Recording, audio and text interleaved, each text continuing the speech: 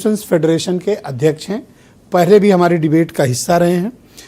बहुत स्वागत आपका चंद्र प्रकाश जी।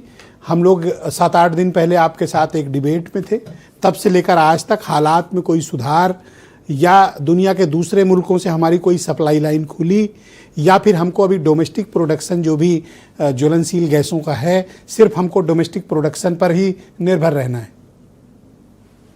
देखिए, पिछले 7-8 दिन में जब मैं आपके प्रोग्राम में था, बड़ी अच्छी डिबेट हुई थी और उससे ऐसे जो पॉजिटिव प्रोग्राम होते हैं उसमें थोड़ा पैनिक लोगों में विश्वास भी जगता है और पैनिक भी थोड़ा कम होता है। तो पहले की बनिस्बत अभी करीब 40% के करीब सुधार आया है। लाइनें भी कम हुई हैं और बुकिंग भी में भी डाउन आया है। सॉफ्टवेयर भी पहले से थोड़ा ठीक चल रहा है, लेकिन अभी भी कुछ क्षेत्रों में, खास करके ग्रामीण में और उसमें अभी भी थोड़ा सा पैनिक एलपीजी को लेके है। अब बेसिकली क्या मैंने पहले बताया कि इसमें सिस्टम है। पहले आप बुकिंग कराइए, बुकिंग के बाद जब आपकी बारी आएगी तो आपका रिफिल वाउचर बनेगा, उसके बाद हम लोग उनके होम डिलीवरी करते हैं जी। लेकिन कुछ जगह पे देखने में क्या आ रहा है कि लोग सिलेंडर लेके और वो गोदाम पे और शोरूम पे भागाते हैं, जिससे लाइन लगती है, जिससे दूसरे लोग भी देखते हैं तो पैनिक के लाइन लगी है, शायद हो सकता है शॉर्टेज हो, जबकि ऐसा है नहीं। वो अलग बात है कि जो हम इंपोर्ट करते थे उसमें कमी आई है, लेकिन तेल कंपनियों की, सरकार की, हम सबकी एक वो है कि कम से कम डोमेस्टिक सेक्टर के अंदर डोमेस्टिक उपभोक्ता को गैस की कमी ना हो और बाकायदा मिल भी रही है।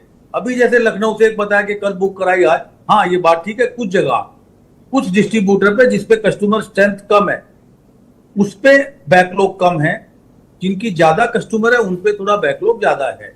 1-2 दिन में भी गैस मिल रही है। चंद्र प्रकाश जी, असल में लोगों का भरोसा इसलिए डगमगाया, ये जो किल्लत की बात आई, दरअसल 20 से 22 दिन हो गए मैं देख रहा हूं कि जो राशनिंग सरकार ने एलपीजी, पीएनजी, एलएनजी सब पर की थी, आज भी वो राशनिंग कंटिन्यू है। और बल्कि अभी भी सेठी साहब बैठे हैं, ये आपको गवाही देंगे कि इंडस्ट्रियल सेक्टर को, कमर्शियल सेक्टर को आज भी एलपीजी मुहैया नहीं है। उस कारण इनके काम प्रभावित हो रहे हैं। इनके मन में भय है कि कल को डीजल भी नहीं मिलेगा तो हम क्या करेंगे। मैं सेठी जी की बात को आदर करते हुए मैं इनको डिनाई नहीं कर रहा। बिल्कुल, जो इंडस्ट्रियल सेक्टर है, जो एसेंशियल सर्विसेज नहीं है, उनमें कटौती है। रेस्टोरेंट वगैरह में भी कटौती है, क्योंकि ये स्टेट गवर्नमेंट डिसाइड करती है कि कौन कौन से उस राज्य में प्रायोरिटी सेक्टर है। हॉस्पिटल, स्कूल तो अलग चीज है, उसके अलावा जो आपके रेस्टोरेंट, होटल और दूसरी जो एसेंशियल सर्विस है। नहीं सर, मैं आपको एक क्लैरिफिकेशन देना चाहता हूँ। उत्तर प्रदेश का ही एक उदाहरण देता हूँ।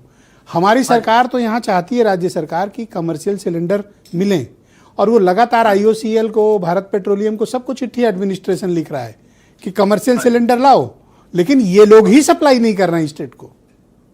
उसकी वजह है जी, इन्होंने जो भी कैटेगरी बनाई उत्तर प्रदेश सरकार ने ऑयल कंपनी को दी, उसके हिसाब से ऑयल कंपनी उन कस्टमर से लेटर अंडरटेकिंग के रूप में ले रही है कि भी मेरी इतनी खपत है और मैं इसका दूसरी जगह इस्तेमाल नहीं करूंगा।